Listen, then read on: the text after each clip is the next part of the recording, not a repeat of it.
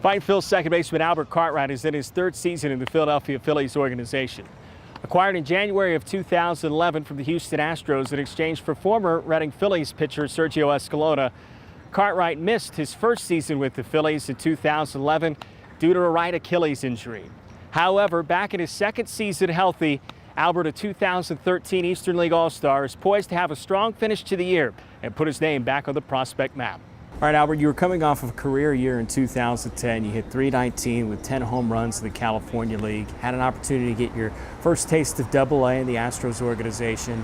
Then that January, you were traded from the Astros to the Phillies in the deal that sent former Reading Philly Sergio Escalona to Houston. First opportunity to play in the Philadelphia Phillies organization, and unfortunately, you end up injuring your right Achilles and you were out for the year. Just first and foremost, take me through how that injury happened. Well, I want to say it was the first 3 or 4 days I got there. It was different being a new organization. It was fun to get out there. And then it was a bummer that I tore my Achilles doing a little conditioning test. Didn't have any soreness in my calf or anything. My legs wasn't sore or anything. Just went out there and pretty much did the test. Sat down for like a minute, did another test, and it just blew out. So take me through the rehab process. Obviously, you missed the entire season, so that was quite a lengthy ordeal. Well, the rehab was pretty hard because I would go 3-4 times a week.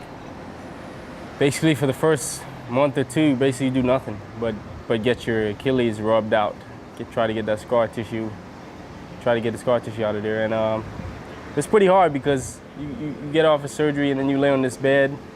This guy asks you if it's hurting, and obviously it's hurting. And he just goes in there and just starts digging it out. I'm on the table just sweating and trying to get through it. What was some of the motivation, or was there anybody in particular that helped you get through that process? Obviously it was difficult. Family and friends back home. Antoine Richardson, who played with the Twins, basically just got me through it. They basically keep me positive and keep me strong. Talk about your family and friends back home. Of course, you're a native of Nassau in the Bahamas. What was it like as a kid growing up down there? It was cool. I mean, 5 minutes from the water. Pretty much you go to the beach every day. My father has a few boats, so pretty much we fish every weekend. But it was nice. What was the lifestyle like? Is that what your father did, a fisherman? Yeah, he's a marine engineer. So basically he fishes, fixes engines, does all that good stuff. All that oily work what I can't do. Well, you got back to playing last year, played in 105 games with Clearwater. How nice was it just to get back on the field first and foremost? It was good. It was good to get back out there. Just you don't know how much you cherish it until it's gone. You know, sitting out for a year and getting back out there, just being able to play, regardless if you do good or do bad. It was fun. I mean, I had times where I struggled, and he was like, "Oh man, this is baseball. I'm back." But you get through it. I was happy that I played the whole season injury-free, and went from there. What were some of the most difficult adjustments getting back to playing every day after sitting out a year? Basically just playing every day. Basically the wear and tear on your body, the bus rides, basically did it all. You miss baseball until you get back out there and they tell you have a 5-hour bus ride and you're like, oh, here we go again, you know. You made your AA debut as mentioned back in 2010, but here you are back in AA in the Eastern League. This April, you got off to a hot start. You had hits in 13 straight games at one point. You ended up batting .326 in the first month of the season. What do you think the reason was for your hot start to the year?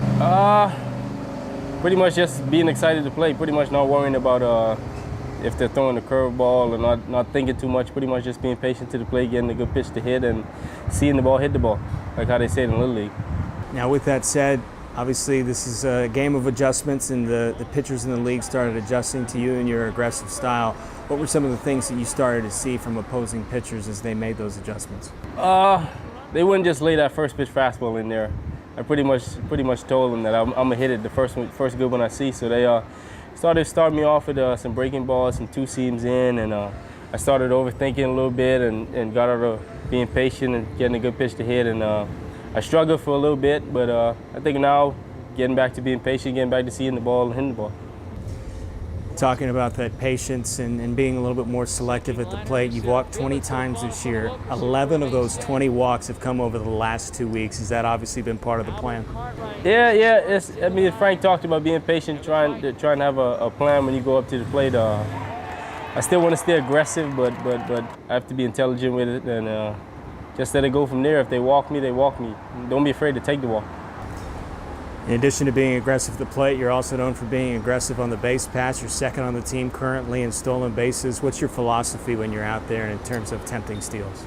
Well, basically I want to run every chance I get, but I want to do it smart.